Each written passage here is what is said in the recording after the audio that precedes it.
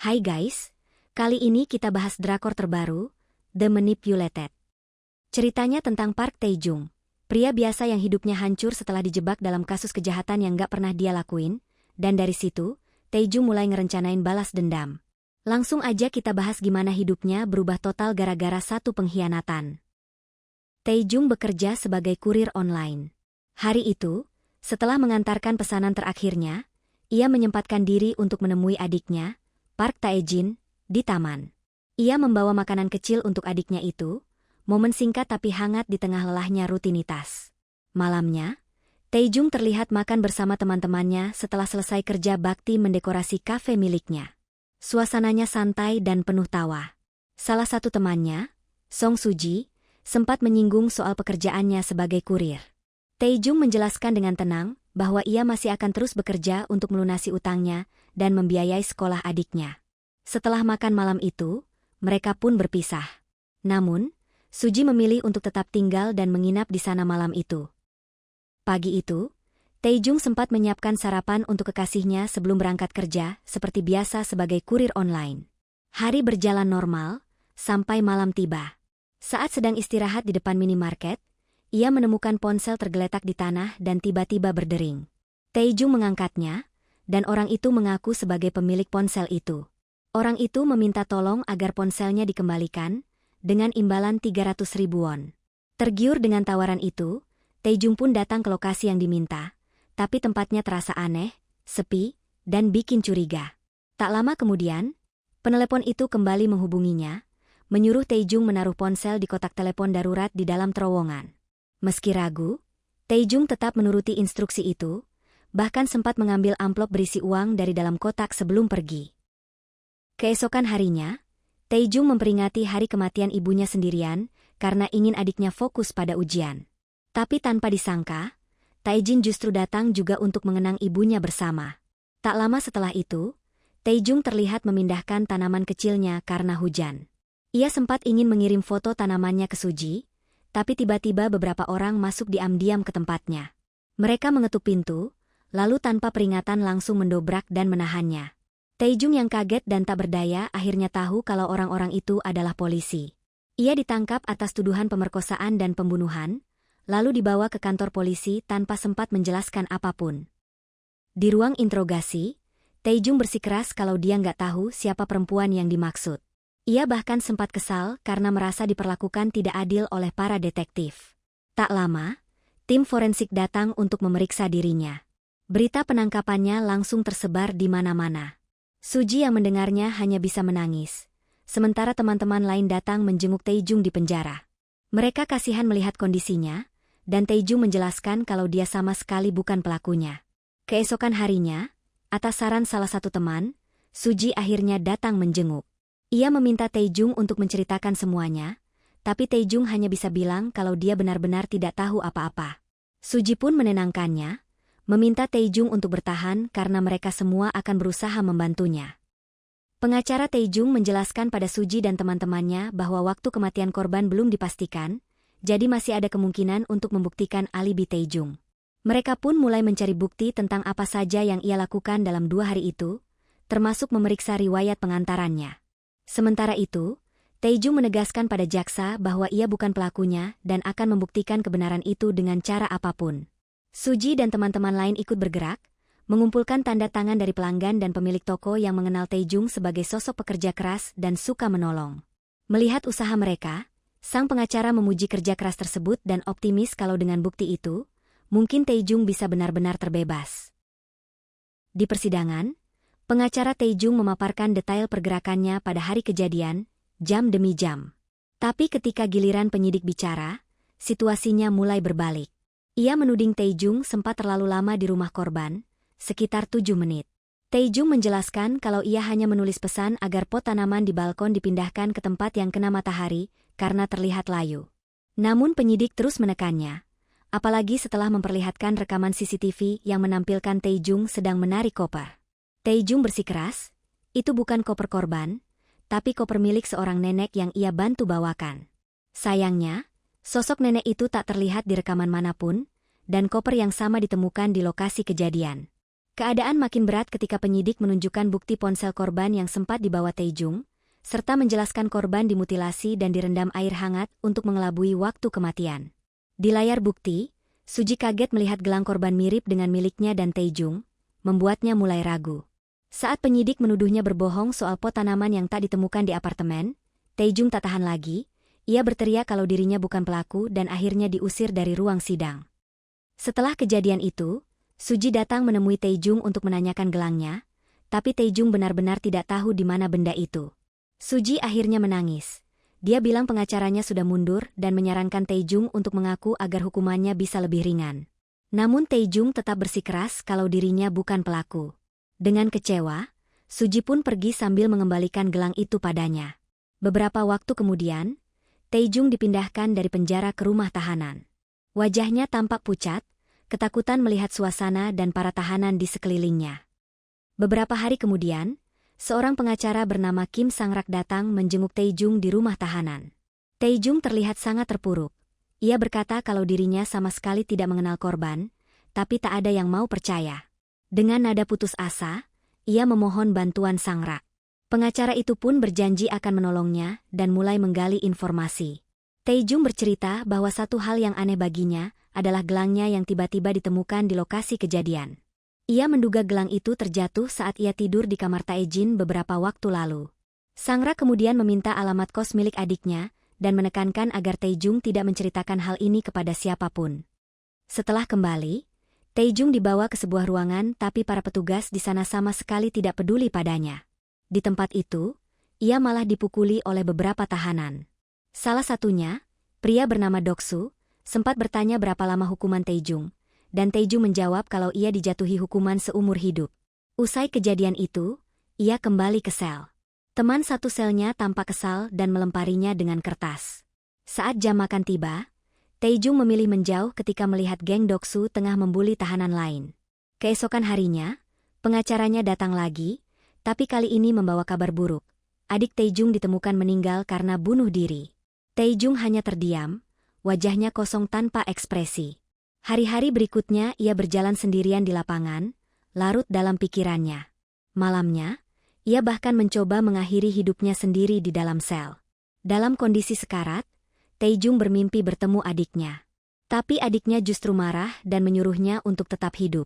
Kata-kata itu membuat Taejung tersadar. Ia terbangun di ruang perawatan. Saat mencoba melawan dan berteriak, petugas pun memberinya obat penenang agar tenang kembali. Saat hari Paskah tiba, Taejung terlihat duduk diam di gereja, tatapannya kosong tanpa arah. Seorang pria bernama Noh Yongsik mendekatinya dan dengan ramah memberi makanan. Yongsik bilang kalau ia tahu rasanya berada di posisi seperti Taejung, lalu menasihatinya untuk tetap kuat dan terus hidup. Kata-kata itu membuat Taejung menangis. Sejak hari itu, ia mulai mencoba bangkit, berolahraga, belajar hal-hal baru, dan menyibukkan diri agar waktu terasa lebih cepat berlalu. Ia bahkan mulai berlatih bela diri di dalam sel, supaya bisa bertahan di tempat itu.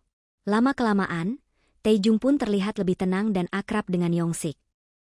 5 tahun berlalu, Taejung tampak sibuk merawat tanamannya di halaman penjara.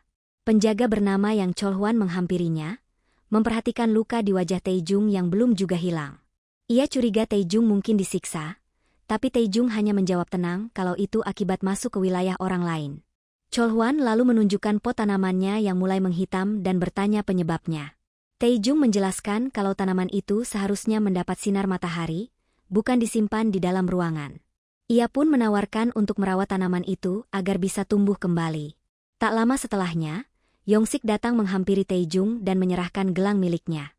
Taejung merasa Yongsik agak berbeda hari itu, sampai akhirnya Yongsik memberitahu bahwa ia akan bebas. Saat waktunya berpisah dengan Yongsik, Taejung berterima kasih atas kebaikan yang Yongsik berikan kepadanya selama ini.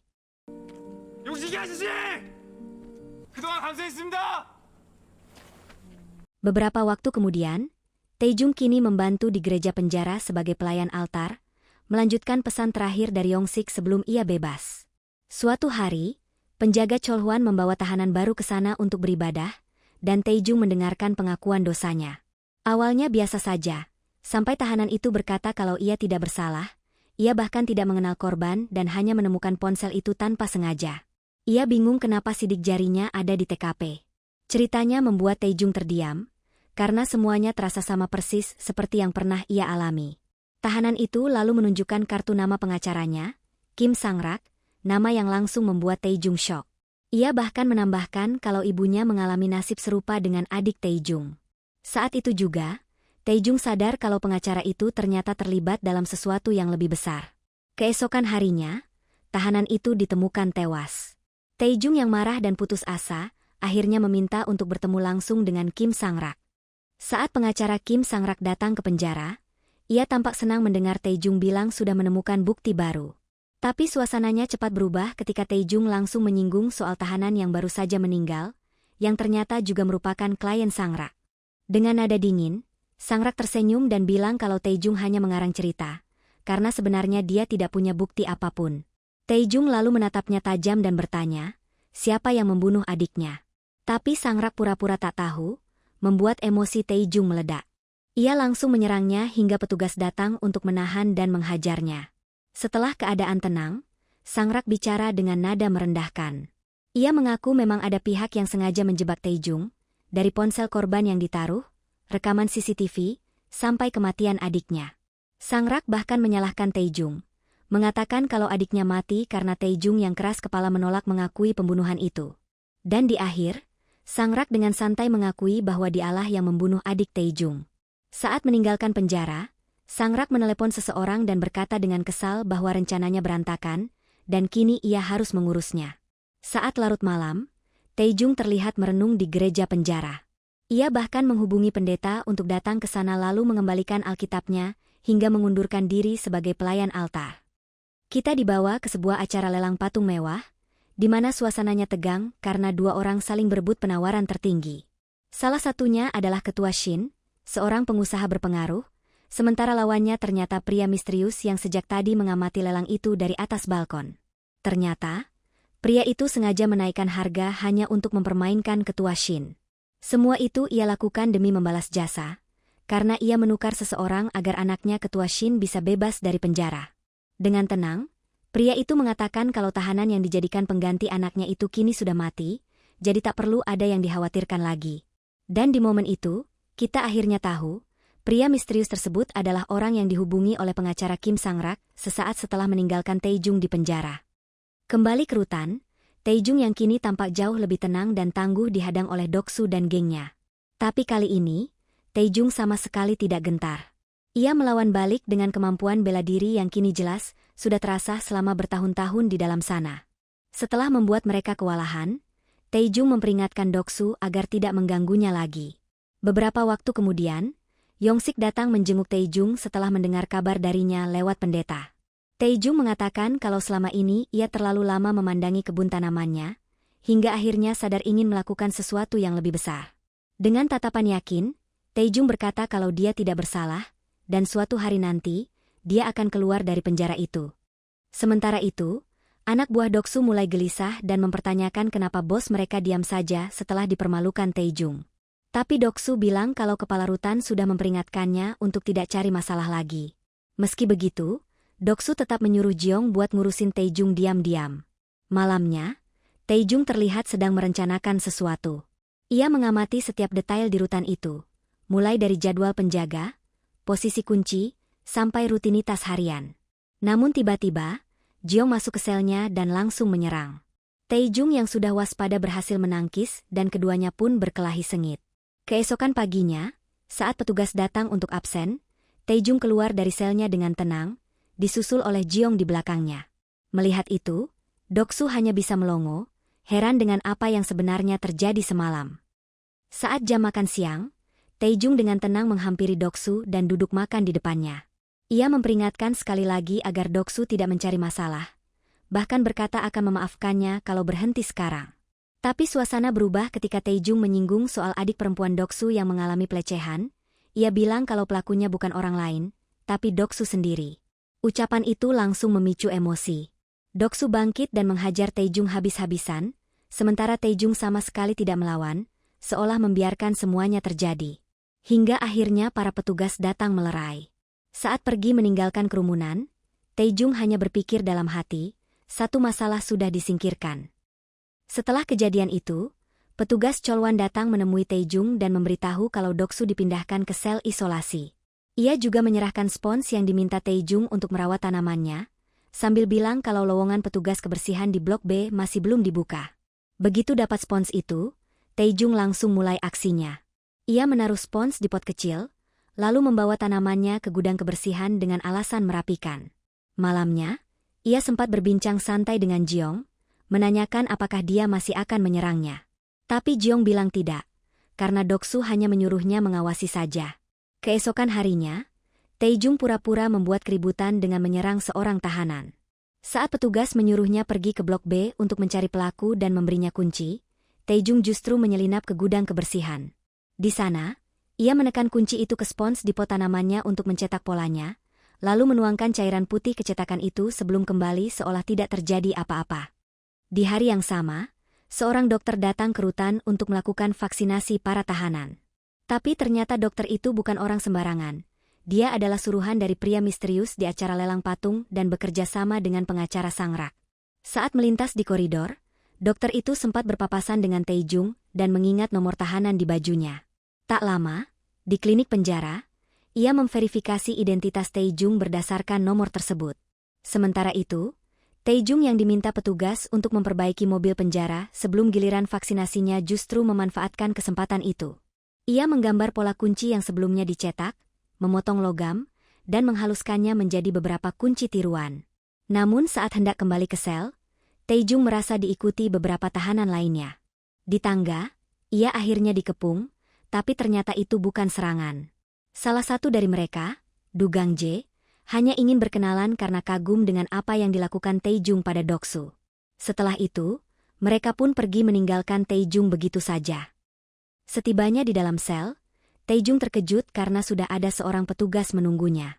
Petugas itu menjelaskan kalau dia sengaja mengirim tahanan lain untuk menggantikan Taejung di jadwal vaksinasi.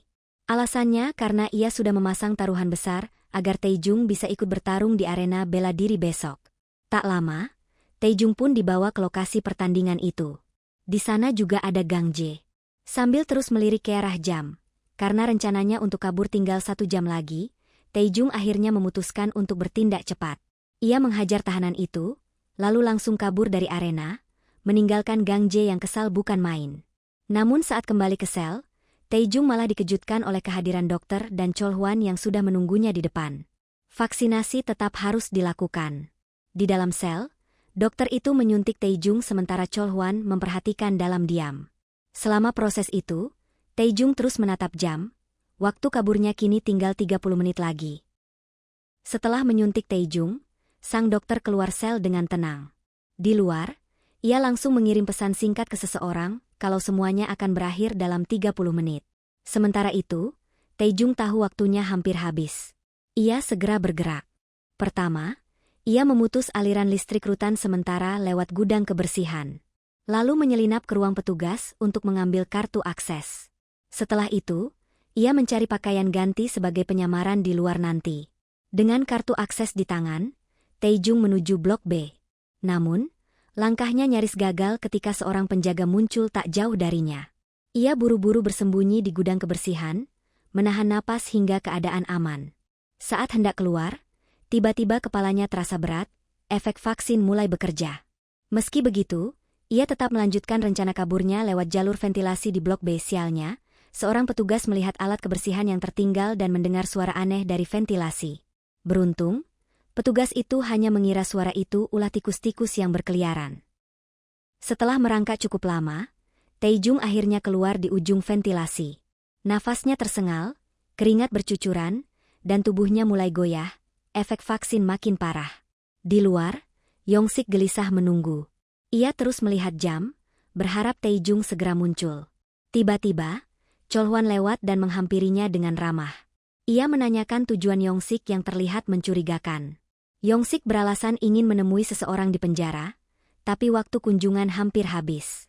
Cholwan menawarkan tumpangan, namun Yongsik cepat menolak, pura-pura santai dan bilang kalau ia sudah membawa mobil sendiri. Begitu Cholwan pergi, Yongsik segera tancap gas, menjauh agar tak dicurigai. Sementara itu, Taejung yang kini berada di area kantor pelayanan sipil sudah hampir tumbang. Kepalanya berputar, langkahnya semakin berat, tapi ia tetap memaksa keluar. Begitu berhasil melewati gerbang rutan dan menginjak tanah bebas, tubuhnya akhirnya menyerah, dan ia pun jatuh pingsan di tempat. Seorang pria yang belum kita ketahui identitasnya itu datang ke rutan bersama Komisaris Jenderal. Di sana, sang komisaris langsung memerintahkan kepala penjara untuk menuruti semua perintah pria itu tanpa banyak tanya. Pria misterius itu berbicara dengan nada angkuh dan kekanak-kanakan, lalu menekan kepala penjara agar mengirim beberapa tahanan berkasus berat untuk dibawanya. Jika tidak, ia mengancam akan membocorkan semua praktik pungli yang dilakukan kepala penjara. Di sisi lain, Cholwan sibuk menelusuri rekaman CCTV yang memperlihatkan aksi Taejung. Ia mencatat setiap langkah dan waktu dengan teliti, lalu menelusuri sendiri jalur ventilasi di Blok B, mencoba memahami bagaimana Taejung bisa kabur. Saat mengikuti jejak itu hingga keluar gerbang utama, ia hanya bisa tertawa kecil. Terkejut sekaligus kagum karena Taejung ternyata berhasil lolos tepat di depan hidung mereka. Taejung akhirnya sadar dari pingsannya, tapi terkejut saat tahu dirinya kembali berada di dalam rutan. Rupanya seorang pendeta menemukannya tergeletak di luar dan membawanya masuk lagi. Dokter yang merawatnya menjelaskan bahwa Taejung berhasil selamat dari racun tikus karena sebelumnya ia banyak meminum vitamin K3, sesuai saran Yongsik saat kunjungan terakhir. Tak lama, Cholwan datang dan memujinya. Ia kagum karena tak pernah terpikir ada tahanan yang bisa kabur lewat gerbang utama, dan kini ia tahu itu titik lemah penjara mereka. Cholwan juga memberitahu bahwa Yongsik sempat datang menjenguk, tapi kunjungannya ditolak. Taejung hanya meminta Cholwan untuk menyampaikan ucapan terima kasih, karena Yongsik telah menyelamatkannya lagi. Cholwan sempat curiga itu kode rahasia, tapi Taejung meyakinkannya kalau itu murni rasa terima kasih. Sementara itu, kabar tentang upaya kabur Taejung menyebar cepat di antara para tahanan, termasuk Gang Jae. Namun pihak rutan sengaja menutupinya agar tak kena teguran. Gang Jae sendiri dibuat penasaran. Apa alasan seseorang berusaha kabur tapi justru menenggak racun tikus? Ia yakin Taejung terlibat sesuatu yang lebih besar. Kepala penjara mendatangi Doksu di ruang isolasi dan memberitahunya bahwa ia akan dikeluarkan. Begitu bebas, Doksu langsung mengumpulkan anak buahnya dan pergi mencari Taejung. Sementara itu, Taejung yang sedang dirawat mulai curiga, para tahanan yang tadinya dirawat satu persatu menghilang, dan lampu ruangan pun dimatikan. Di luar, Cholwan sempat berpapasan dengan dokter penjara dan bertanya apa yang terjadi. Tapi dokter itu bilang tidak tahu apa-apa, membuat Cholwan langsung bergegas masuk ke dalam. Di ruang perawatan, Doksu dan komplotannya menyerbu dan menusuk kasur tempat Taejung tampak tidur. Tapi ternyata itu hanya jebakan. Taejung sebenarnya bersembunyi di atas mereka, lalu menyerang balik satu persatu. Ia sempat menodongkan pisau ke salah satu dari mereka, namun Doksu memanfaatkan cahaya lampu untuk mengacaukan penglihatan Taejung dan melawan balik. Pertarungan berlangsung brutal, Taejung sempat tertusuk di beberapa bagian tubuhnya, tapi tetap melawan dengan sisa tenaga. Sementara itu, Cholwan yang menuju ruang perawatan bertemu beberapa tahanan lain yang menolak bubar. Ia tak mau buang waktu dan langsung ke ruang kendali untuk mengumumkan keadaan darurat, memerintahkan semua petugas bergerak ke sektor A. Setelah mengalahkan anak buah Doksu, Taejung kini harus berhadapan langsung dengan Doksu dalam kondisi tubuh yang sudah lemah.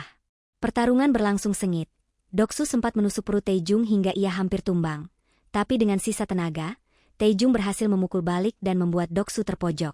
Di luar, para tahanan berusaha menahan pintu agar petugas tidak bisa masuk ke sektor itu. Sementara itu, di dalam, keadaan kembali berbalik. Doksu berhasil memojokkan Taejung. Namun Taejung dengan cepat merebut pisau dan membalik keadaan, memojokkan Doksu kali ini. Dengan napas terengah, Taejung mengatakan agar mereka berhenti karena semua ini sudah terlalu melelahkan. Tapi Doksu malah menantangnya untuk menusuk lehernya. Taejung menolak, hanya menyayat telinga Doksu. Tepat saat itu, Cholwan dan para penjaga datang menghentikan semuanya. Setelah kejadian itu, Taejung dimasukkan ke sel isolasi. Di dalam sel isolasi, Taejung mulai berhalusinasi. Ia melihat adiknya duduk di sana, membuatnya luluh dan meminta maaf karena belum bisa menepati janji untuk menemukan pelaku yang menyakitinya. Namun tiba-tiba, pintu sel dibuka dengan kasar. Petugas masuk dan menutup wajah Taejung dengan kain hitam, lalu membawanya pergi. Bukan hanya Taejung, Doksu, Gang Jae, dan beberapa tahanan lain juga mengalami hal yang sama. Mereka semua dimasukkan ke dalam kontainer dan dibawa entah kemana. Di tempat lain, Pria misterius itu tampak menatap biodata para tahanan tersebut sambil tersenyum licik. Keesokan harinya, mereka semua keluar mengenakan seragam putih dengan angka di belakangnya. Dari atas, pria misterius itu berkata, kalau mulai sekarang mereka berada di negeri peluang sambil tertawa. Dan itu dia akhir dari episode 1-4. Rencana kabur Taejung berhasil, tapi malah ngebawa dia ke tempat yang lebih misterius. Karena dramanya masih ongoing, kita tunggu aja gimana nasib Taejung di episode selanjutnya.